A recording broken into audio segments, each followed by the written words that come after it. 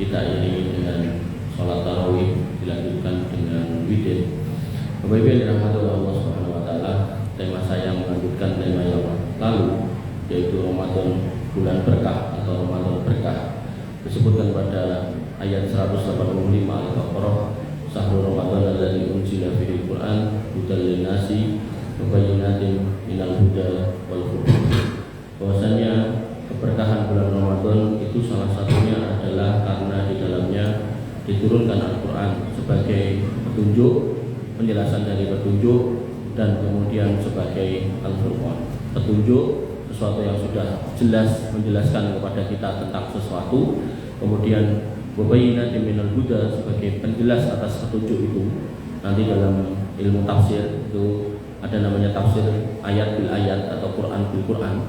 Maka ayat kadang ditafsirkan dengan ayat yang lain, itulah yang disebut dengan bayyinatin minal huda. Dan kemudian wal furqan, pembeda antara yang salah dan yang benar, yang batil dan yang hak, halal dan haram, yang milik kita maupun mana yang milik orang lain, dan seterusnya. Bapak Ibu yang dirahmati oleh Allah Subhanahu wa taala, dan di dalam bulan Ramadan Quran itu disebutkan turunnya yaitu pada malam Lailatul Qadar, pada surat Al-Qadar ayat 1, inna anzalnahu fi lailatul qadar, diturunkannya di malam Lailatul Qadar. Dan ditegaskan pada Quran surat At-Dukhan ayat 3, inna anzalnahu fi lailatin mubarakah, diturunkan pada malam yang penuh berkah. Dan diturunkan di sini di sebagian kitab disebutkan bahwasanya turunnya secara keseluruhan dari langit ketujuh dari Allah Subhanahu wa taala ke Baitul Izzah, satu tempat di langit dunia. Nah, nanti dari Baitul Izzah ke dunia kepada Nabi Muhammad SAW turunnya berangsur-angsur. Bapak Ibu yang dirahmati oleh Allah Subhanahu wa taala, tugas kita terkait Al-Qur'an yang pertama membacanya. Sehingga panjenengan yang belum bisa membaca diminta atau diperintahkan untuk belajar membaca. Harus. Tidak usah malu kalau misal pun sepuh belajar iqra dengan apa gitu. Nanti ada orang itu dikai nikmat banyak sugih gitu, tapi baca Quran tidak bisa. Nah, itu musibah. Kemudian ketika baca Quran sudah bisa, maka diminta untuk yang kedua yaitu melancarkannya, mentahsinnya. Dan dalam konteks tahsin ini ya, banyak yang kita itu malu lagi, tak bisa baca Quran tapi gak pernah mau mentahsin, akhirnya bacaannya ya banyak yang salah. Sehingga panjenengan yang mungkin punya putra yang sekolah ke pesantren, ngapal Quran, tidak apa-apa, pesantren ini semak wacanane Pak E, gak apa-apa, gak usah malu. Kemudian yang ketiga, kalau memungkinkan tahfidz, dihafal. Dan hafal ini nggak harus semuanya, sebisanya. Dan dimulai dari Al-Fatihah tentunya, kemudian surat-surat pendek, paling boten dia bekal kita kalau sholat.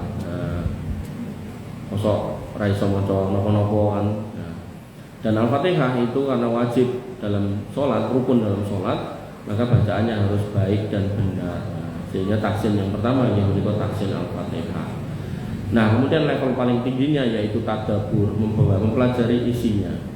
Nah, terkait dengan tadabbur niki, inilah yang kemudian disebutkan oleh Allah Subhanahu wa taala tentang tadabbur, bahwasanya orang yang mau mentadabburi Al-Qur'an akan mendapatkan keberkahan dari Quran itu sendiri. Kitabun anzalnahu ilaika mubarakun liyatadabbaru ayatihi wa liyatadzakkara ulul albab. Yang namanya Al-Quran itu kami turunkan kepadamu penuh keberkahan. Tapi keberkahan itu akan didapatkan ketika mereka mau mentadabburinya dan mau menjadikannya sebagai alat untuk mendapatkan petunjuk. Dan itu biasanya yang mau hanyalah ulul albab. Ulul albab itu orang-orang yang dikaruniai akal yang mau mikir. Nah, oleh karena itu maka Bapak Ibu yang dirahmati oleh Allah, Allah bertanya tentang kita, afala yatadabbarunal Quran am ala qulubin aqfaluha. Kenapa kamu gak mau mentadabburi Quran? Apakah hatimu itu sudah terkunci untuk mempelajari Al-Quran? Dan Allah pastikan Quran itu datang dari sisinya. Allah mengatakan afala yatadabbarunal Quran walau kana min indi ghairillah lawajadu fihi ikhtilafan katsira. Kalau kiranya Quran itu datang turun dari selain Allah, maka pasti akan kamu dapatkan pertentangan yang banyak. Kalau nanti ngecek beberapa ayat dalam Alkitab itu banyak perbedaannya. Nanti di surat ini bunyinya gini, di surat itu bunyinya gitu. Sehingga itu nggak kita dapatkan di dalam Al-Quran, karena Al-Quran datang dari sisi Allah Subhanahu Wa Taala. Dan Bapak Ibu yang dirahmati oleh Allah Subhanahu Wa Taala, kita dilarang untuk mengikuti orang-orang Yahudi ketika menjelaskan Al-Quran tanpa ilmu. Allah berfirman, wa minhum ummiyuna la ya'lamuna al-kitab illa amaniya wa inhum illa yadhunnun. Dan di antara mereka itu orang-orang Yahudi itu ada yang tidak bisa baca tulis. Dia tidak mengetahui Alkitab Taurat kecuali hanya sebuah dongeng belaka dan mereka hanya menduga-duga. Jadi mereka tidak mempelajari dengan benar isinya, tidak dijelaskan kandungannya, tapi nemu kira-kira tok. Ceritanya cerita, jadi cuma diceritakan turun-temurun tapi tidak dibacakan ayatnya, tidak dijelaskan tafsirnya. Dan dari apa yang saya pelajari, maka kita dapati yang paling mapan tentang keilmuan tentang kitab niku namung Islam. Islam niku ada ilmu tafsir. Tafsir niku menafsirkan ayat dengan ayat, ayat dengan hadis, ayat dengan perkataan para sahabat. Ini berarti suwe nih, pembimbingan keluru. Nah, oleh karena itu maka Bapak Ibu yang dirahmati oleh Allah, Alkitab tidak ada. Bahkan ketika kemudian mereka membaca niku ajeng ditartil ya ora iso, wong kitabe terjemahan. Kemudian mau ditafsir ya enggak bisa, wong bacaannya enggak ada panjang pendek. Nah, terjemahan kan enggak ada panjang pendek. Kemudian mau ditahfidz, siapa yang mau mentahfidz? Enggak ada satu orang pun manusia di muka bumi ini sing hafal Injil, enggak ada. Bahkan mungkin niko paus itu enggak ada, enggak bakal hafal dia. Maka beda dengan Al-Qur'an. Apalagi tafsir. Tafsir Quran sama tafsir Injil jauh sangat beda. Alkitab itu tafsirnya beda-beda. Bahkan yang nggak ada bisa jadi ada. Contoh Natalan itu tanggal 20 Desember. Ini aku buat digoleki Alkitab paling ngarep tekan buri ora bakal enek tanggalnya. Tapi ya tetap dilakoni. Sehingga Bapak Ibu yang dirahmati oleh Allah Subhanahu Wa Taala, pada Quran surat Al-Fatihah Allah menyebut orang Yahudi dan Nasrani itu sebagai ghairil maghdubi alaihim waladdallin. Al-maghdub itu orang Yahudi karena ngerti dalil, ngerti ayat ning ra dilakoni. Nah, ad-dallin niku orang Nasrani. Enggak enak ayatnya ning tetap dilakoni. Nah, maka bergembiralah panjenengan menjadi orang Islam, bersyukurlah panjenengan menjadi orang Islam karena orang Islam niku enggak akan melakukan kalau enggak ada dalilnya. Dan ketika kita membicarakan tentang bagaimana cara mentadaburinya, Nabi sudah mengingatkan taraktu fikum amroini lan tadillu ma tamassaktum bihima kitabullah wa sunnati. Jadi tadabbur Quran itu sepaket ya. Jadi enggak boleh kemudian maca Quran tapi dibuang hadisnya, enggak, sepaket. Jadi Quran dan hadis itu saling beriringan. Makanya ada tafsir ayat dengan ayat, ayat dengan sunnah, ayat dengan perkataan para sahabat. Dan kemudian ketika kita ngomongkan sunnah, sunnah itu ada dua, yaitu yang pertama sunnati, yaitu sunnah Rasul, dan sunnatul khulafair rasyidin al-mahdiyyin. Sehingga ini menguatkan opsi tafsir, bahwasanya tafsir itu bisa ayat dengan ayat, ayat dengan sunnah dari Nabi, dan ayat dengan sunnah dalam arti perkataan para sahabat, khususnya khulafaur rasyidin. Sebagai contoh jenengan sakniki tarawih-an niku Nabi niku cuma mempraktekkan di malam 25, 27 dan 29. Tahun depannya Nabi sedo, jadi nggak pernah tarawih setiap malam. Tapi kita tarawih setiap malam, kenapa? Karena dimulai sejak Khalifah Umar bin Khattab, beliau yang memulai untuk tarawehan jamaah setiap malam. Dan itu tidak ada masalah, legal standingnya ada.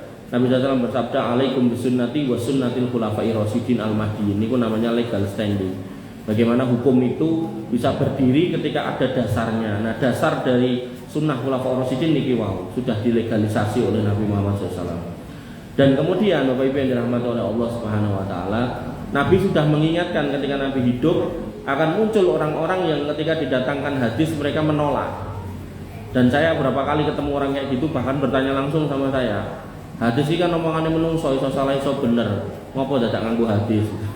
Padahal kula yang batin, wong kowe nganggo ayat perintah salat kowe ora salat gitu. Jadi kadang tuh saya tuh ironi sama orang-orang kayak gitu. Nah, Nabi SAW mengatakan la yushiku birrajuli muttaqian ala arikatihi yuhaddisu bihadisi. Hampir-hampir akan ada laki-laki yang duduk bersandar di atas tempat tidurnya, yang tempat tidurnya itu enten hiasane. Nah, kemudian disampaikan kepada dia sebuah hadis dariku, fayaqulu bainana wa bainakum kitabullah. Wis gak usah hadis-hadisan. Urusanmu karo urusanku ki mung ning kono ki enek Al-Qur'an kuwi wae. Ma wajadna fihi min halalin istahlalna. Kalau kita baca Quran isinya menghalalkan, kita halalkan. Wa ma wajadna fihi min haramin haramnaha. Kalau kita baca Quran di situ diharamkan, kita haramkan. Ala wa inna ma harrama Rasulullah huwa mithlu ma harrama Allah, kata Nabi. Ingatlah, sesungguhnya apa yang diharamkan oleh Rasulullah itu juga diharamkan oleh Allah. Makanya pernah ada perkataan yang sangat terkenal ya, di Solo khususnya. Itu ada seorang dai besar, jamaahnya banyak, yang mengatakan boleh ono hukume kirik ning Quran.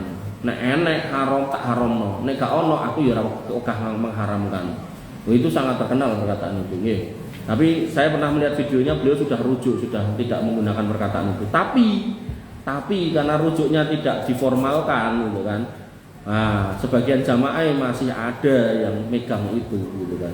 Jadi pokoknya agar ngomong titik, boleh ono ning Quran enek ora. Nek enek halal kita halalkan, haram kita haramkan. Lah nek seperti itu cara mainnya Al-Qur'an nggih, maka jenengan akan mendapati Quran itu isine kebak nama binatang dan nama tumbuhan. Kan enggak begitu cara mainnya Al-Qur'an. Al-Qur'an itu dikatakan bahwa Nabi SAW itu diberikan keutamaan salah satunya yaitu jawami'ul kalim, sebuah kalimat yang ringkas tapi maknanya dalam. Nah, karena dalam maka disebutkan wa ma'atakumur rasulu fahuduhu wa manahakum anhu fantahu. Apa yang beliau perintahkan ikuti, yang dilarang jauhi. Nah, sehingga ketika Nabi mengatakan kullu dinabin minasibai fa'akluhu haram, setiap binatang yang punya taring memakannya haram, ya sudah. Berarti nek kirik niku kan enten taringe, enten siunge to. Ya berarti enggak boleh makan kirik, enggak boleh makan kucing, enggak boleh ngrikiti ula, ngoten. Gak usah ngenteni enek ayatnya haram makan kirik, haram makan kucing. Lah nek harus begitu, kitab jenengan niku nanti isinya nama-nama binatang. Niku mungkin saya enten sing protes, lah sing singa, sing harimau, sing endi kok ora enek yo anu kan. Nah, maka tidak seperti itu nggih. Bapak Ibu yang dirahmati oleh Allah Subhanahu wa taala. Lalu bagaimana cara mentadabbur Al-Qur'an yang terbaik? Nah, ini penting nih. Disebutkan dalam sebuah riwayat, "Mastama'a qaumun fi baitin min buyutillah." Orang itu kalau masih mau ngumpul di rumah di antara rumah-rumah Allah yaitu masjid, yatluna kitaballah, baca Quran, wa yatadarasunahu bainahum, mempelajari isinya. Nah, illa nazalat alaihim sakinah, wis genah niku mengke dikei sakinah, wa ghasyiyatuhumur rahmah, dikasih rahmat, wa hafathumul malaikah, dijogo kali para malaikat, wa dzakarallahu fiman indah, dan Allah akan menyebut nama-namanya di sisinya. Sehingga Bapak Ibu yang dirahmati oleh Allah Subhanahu wa taala, majelis terbaik yang ada di masjid itu yang dibacakan Quran dan dipelajari isinya. Bahkan panjenengan kalau jumeneng dalam rangka majelis ilmu ngeten iki, dikatakan dalam sebuah riwayat Nabi SAW bersabda, "Inna ahadakum fi sholatin madamatis sholah tahbisuh." Kalian akan senantiasa dianggap ikut serta dalam sholat ketika kalian ada di masjid dan di masjid dalam rangka untuk sholat. Wal malaikatu taqulu, dan malaikat-malaikat itu akan mendoakan kalian, Allahumma ighfir lahu warhamhu malam yakum min sholatihi aw yuhdis. Ya Allah, ampunilah orang-orang itu yang mau bermajelis dan rahmatilah mereka selama kalian belum pergi atau belum berhadas dari tempat duduk kalian. Bapak Ibu yang dirahmati oleh Allah Subhanahu wa taala, bahkan dalam riwayat lain dikatakan man jaa masjidi hada, siapa yang mendatangi masjidku ini, lam ya'tihi illa bi khairin, tidak ada niatan kecuali kebaikan. Yang dimaksud di sini apa? Ya ta'allamuhu, dalam rangka belajar agama, belajar Quran dan isinya, au yu'allimuhu, atau mengajarkannya, fahuwa bimanzilatil mujahid fi sabilillah, maka kedudukannya seperti orang yang berjihad di jalan Allah. Kalau sudah dikatakan berjihad di jalan Allah, maka keberangkatan dan kepulangan jenengan kalau enten napa-napa insya Allah dihitung mati syahid. Wis penak. Mati syahid niku mengketen kuburan, malaikat boten nekoi, mengketen akhirat amale boten ditimbang, ken bablas mlebu surga. Lah penake pol. Pramila Bapak Ibu yang dirahmati oleh Allah Subhanahu wa taala, alhamdulillah nggih, mriki dan sekitare niku majelis ilmu banyak. Nah, tinggal jenengan pilih dan pilah. Mungkin enten masjid sing majelis ilmune isine klothekan, nah napa niku, jenengan memilih majelis ilmu yang isinya ngajarke Quran wa yudarisuhu, dan mengajarkan, memahamkan isinya. Jadi nek jenengan mundur ke majelis ilmu sampai rumah kemudian, oh aku ke majelis kae, akhirnya aku ngerti hukum iki ngene, aku kok majlis kae aku dadi ngerti sebagai kepala keluarga aku kudu ngene, aku kok majlis kae aku dadi ngerti sebagai warga negara harus begini dan begitu. Nek niku hasilnya alhamdulillah saya. Tapi nek kondur ke majlis ngomong buyang-guyu ditekok isine kajian apa Pak kali garwane lucu, nek ra berkate gede, nek niku insyaallah majlis sing mboten saya. Bapak Ibu yang dirahmati oleh Allah Subhanahu wa taala. Dan kalau niku dilampahi bar subuh niko ada keistimewaan lagi. Nabi SAW mengatakan man sholal ghadati fil jamaah, siapa yang sholat pagi subuh niku bareng-bareng berjamaah, berarti sholat subuh jamaah, tsumma qa'ada yadhkurullah hatta tatlu asyamsi, kemudian lenggah jumeneng ten masjid ngantos sengenge pisan niku terbit niku pas waktu syuruk. Niki enten alarme mboten nek syuruk mboten. Niku surup niku matahari sengenge metu pisanan niku lho. Nah, sekitar jam pinten niku? Setengah jam 6 kurang seprapat ya nenek sakniki. Nah, jenengan lenggah ket bar subuh nganti jam semonten niku. Zikir kepada Allah niku ya zikrullah niku maknane bisa wiritan. Subhanallah, subhanallah, subhanallah niku alhamdulillah dan seterusnya bebas. Istighfar nggih angsal. Atau maknanya bisa juga berdoa, jenengan donga terus, wah menek masalah karo putrane, Robbi firli Robbi habli minas sholihin, Robbi habli ket bar subuh nganti surup niku nggih entuk. Atau ndek masalah utang piutang, Allahumma qdidina, Allahumma ya Allah lunasi utang saya terus itu sampai surup. Atau kemudian yang kedua, jenengan mengingat Allah dengan cara baca Quran niku nggih angsal. Kok nek maca kesel jenengan sangu HP ngrungokke murotale ning masjid nggih entuk. Atau kemudian yang ketiga jenengan majelis ilmu, enek kajian, kali ustadz pun janjian pokoknya kajiannya ket bar subuh nganti suruk. Nah, mungkin bar suruk biasanya metu soto. Nah, niku dilakoni ten mriki bedino. Tak mire bingung ditekok ngendi. Soalnya soto wae lho. Nek banyu akeh. Nah, niku misal jenengan lampahi kata Nabi sallallahu alaihi wasallam nggih, summa sholat rakaataini kok tekan suruk terus jenengan dereng medal terus salat riyen 2 rakaat gitu kan. Kanat lahu ka ajri hajjatin wa umratin. Piai yang melakukan itu akan mendapatkan pahala haji dan umrah. Dalam riwayat lain ada tambahannya tamaman, sempurna. Padahal haji umrah niku kedah nyepakke ragat, nyepakke fisik, nyepakke ilmu. Pun enten ragat, enten fisik pun mangkat dugi mriko nganggo kain ihram, kok jek sempakan lho. Rusak niku ibadahnya. Termasuk mungkin enten piyai napa pun nganggo kain ihram nganggo minyak wangi ya rusak melih ibadahnya.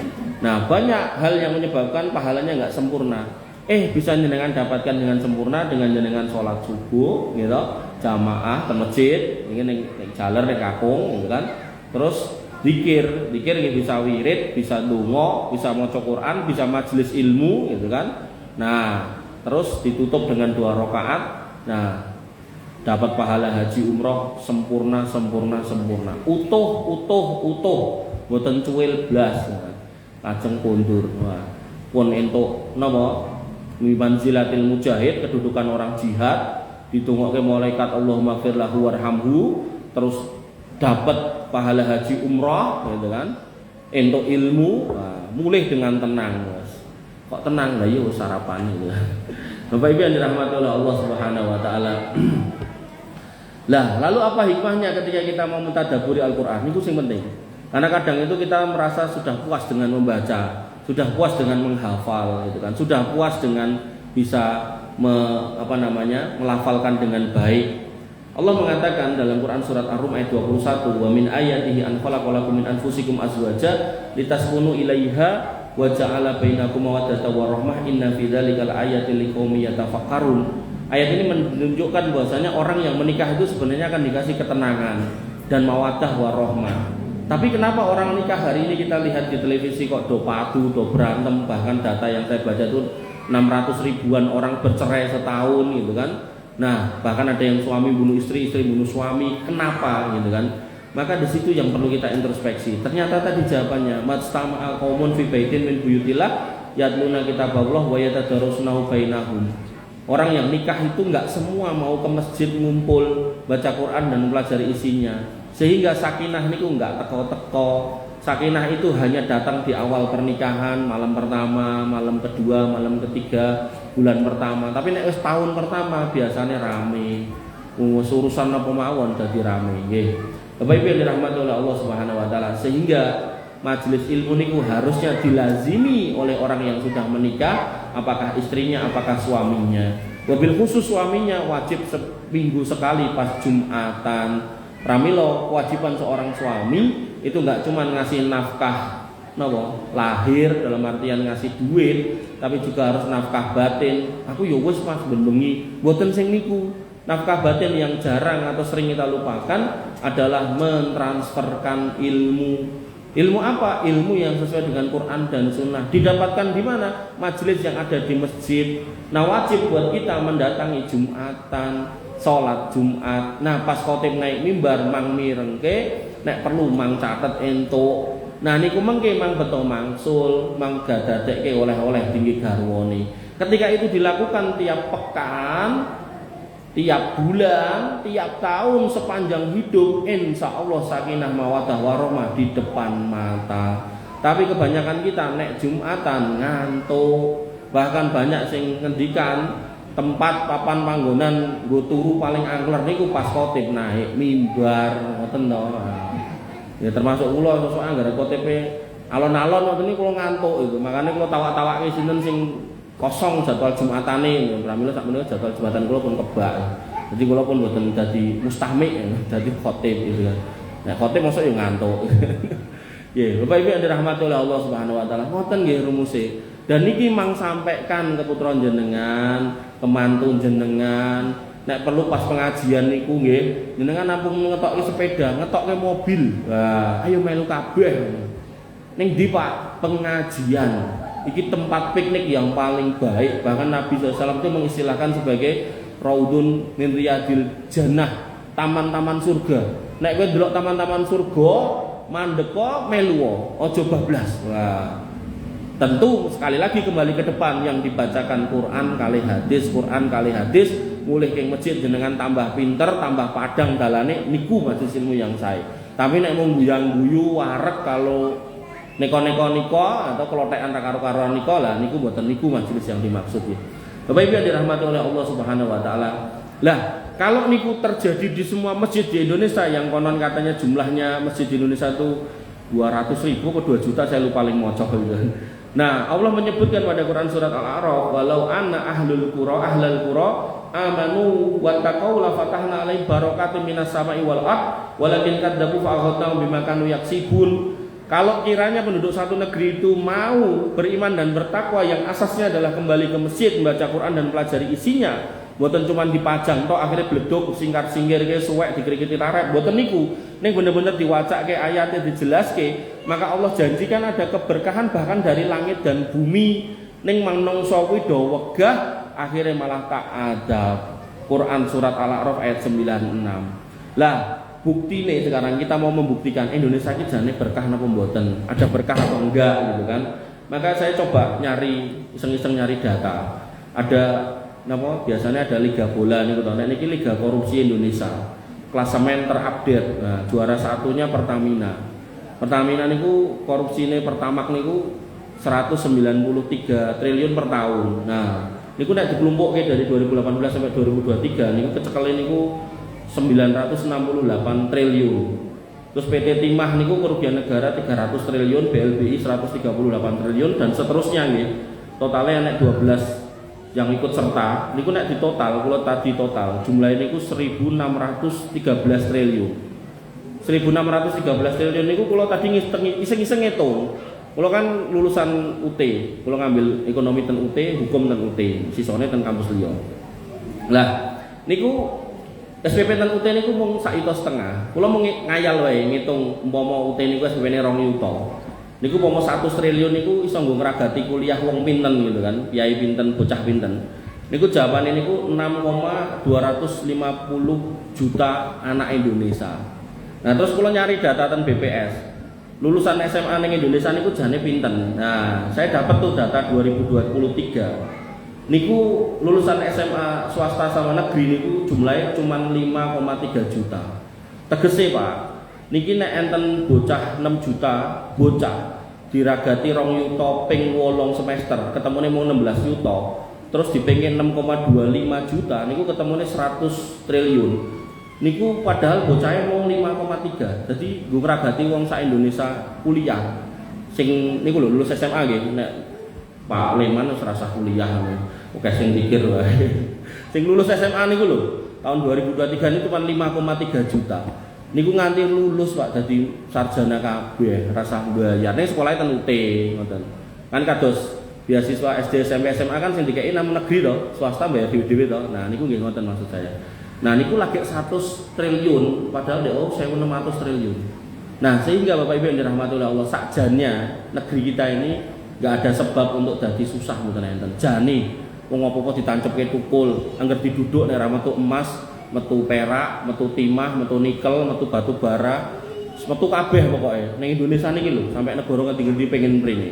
Zaman kula tesih ten Jakarta niku kula nate dikirim ten Sulawesi Barat. Iku neliti temika enten kandungan uranium tinggi. Wong Indonesia urung mudeng carane nduduk niku piye atau kapan niku wong Indonesia. Wong Amerika niku pun mendekati pemerintah Indonesia. Siap investasi 40 triliun untuk nduduk uranium ten mriku. Karena mereka punya pembangkit listrik tenaga nuklir yang butuh uranium dalam jumlah banyak. Ngoten niku. Jadi banyak orang di dunia ini ngiri sama negara kita. Iwak sama macam-macam iwak nggih enten dari mulai sing cetul, sing teri sampai napa iwak paus nggih enten.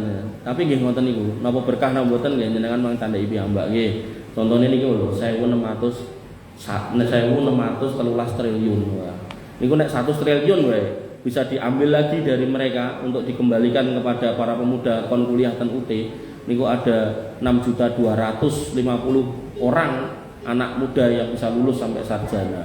Padahal anak muda ini pada tahun 2023 niku terdata di BPS cuma 5,3 juta. Jadi tesih susuk sak yuta pemuda, ya digoleke pemuda Timur Leste ya ora apa-apa. Bapak Ibu yang dirahmati oleh Allah Subhanahu wa taala, nggih. Kembali ke materi kita, Quran itu penuh berkah dan keberkahan itu akan jenengan dapatkan ketika jenengan baca, jenengan tartil, jenengan tahfidz, tapi lebih istimewa kalau jenengan pelajari isinya. Karena jenengan nggak akan ngerti ini apa, hikmahnya apa kalau nggak jenengan fahami isinya. Nah, memahami isinya tentu melalui majelis ilmu. Majelis ilmunya yang dibacakan Quran lagi, dipelajarkan isinya, disampaikan oleh ustadz-ustadz atau guru-guru yang kompeten di bidangnya. Lalu jenengan keluar dari masjid mendapatkan pencerahan, itu yang jenengan jadikan pegangan untuk berjalan meniti kehidupan niki. Nah, Nabi menjamin orang-orang yang berjalan di atas Quran dan Sunnah itu tidak akan sesat, akan selamat dan tersedialah surga yang kekal di sana. Wabillahi makaten ingkang saged kula aturaken, mugi-mugi bermanfaat apa yang saya sampaikan. Ramadan penuh berkah kita sambut dengan penuh kegembiraan, keistiqomahan senajan sofi kantong 3. Kurang lebihnya saya mohon maaf. Assalamualaikum warahmatullahi wabarakatuh.